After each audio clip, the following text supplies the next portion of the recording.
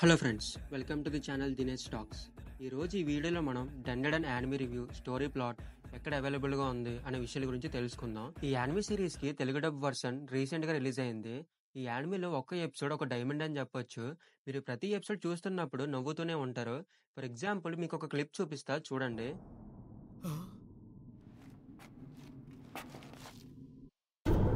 నా ముదురు మామిడికాయలు నీకిస్తేనే ముళ్ళకాయని నాకిస్తావా?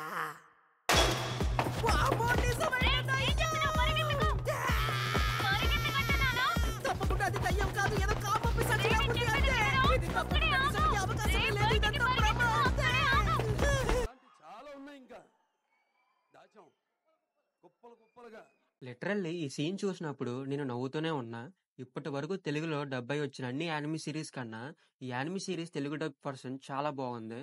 తెలుగులో డైలాగ్స్ అనేవి చాలా పర్ఫెక్ట్ గా ఎగ్జిక్యూట్ చేశారు. ఇంకా చెప్పాలంటే తెలుగు వాయిస్ యాక్టర్స్ ఈ యానిమీలో ఉన్న క్యారెక్టర్స్ కి వాళ్ళ డైలాగ్స్ తో ఇరగదీశారు. ఇంకా స్టోరీ ప్లాట్ కు వెళ్తే మన హీరోయిన్ పేరు మోమో అయాసే. తిని ఎక్కువగా దయ్యాలు భూతాలు ఉంటాయని నమ్ముతుంది. ఇక మన హీరో వచ్చేసరికి కెన్ టకకుర. మనోడు ఎక్కువగా ఏలియన్స్ ఉన్నాయని, ఎలాగైనా వాటిని కనిపెట్టాలని ఒక ధ్యేయంతో ఉంటాడు. ఒక రోజు వీళ్ళిద్దరు ఒక పోటీ పెట్టుకుంటారు. దెయ్యాలు ఉన్నాయని హీరోయిన్, ఏలియన్స్ ఉన్నాయని హీరో. దెయ్యాలు లేవని ప్రూవ్ చేయడానికి కెన్ మోమో చెప్పిన టనల్ లోకి వెళ్తాడు. అలాగే ఏలియన్స్ లేవని ప్రూవ్ చేయడానికి కెన్ చెప్పిన ప్లేస్ కి మోమో వెళ్తుంది. ఇక్కడ నుంచి అసలు స్టోరీ మొదలవుతుంది. మన హీరో కెన్ ఆ టనల్ లోకి వెళ్తాడు దయ్యం లేదని ప్రూవ్ చేయడానికి. కానీ అక్కడ టర్బో గ్రాని అనే దయ్యాన్ని చూస్తాడు. ఇంకా మన హీరో పరిగెడతాడు భయ్య అసలు. కాకపోతే మనోడు దొరికిపోతాడు. టర్బో గ్రాని వాడికి ఒక శాపం ఇస్తుంది. అదేంటంటే తన తమ్ముడిని కోల్పోతాడు. అంటే మీరు వింటుంది నిజమే. అలాగే మనోడికి ఆ శాపం వల్ల దయ్యంగా కూడా మారుతాడు.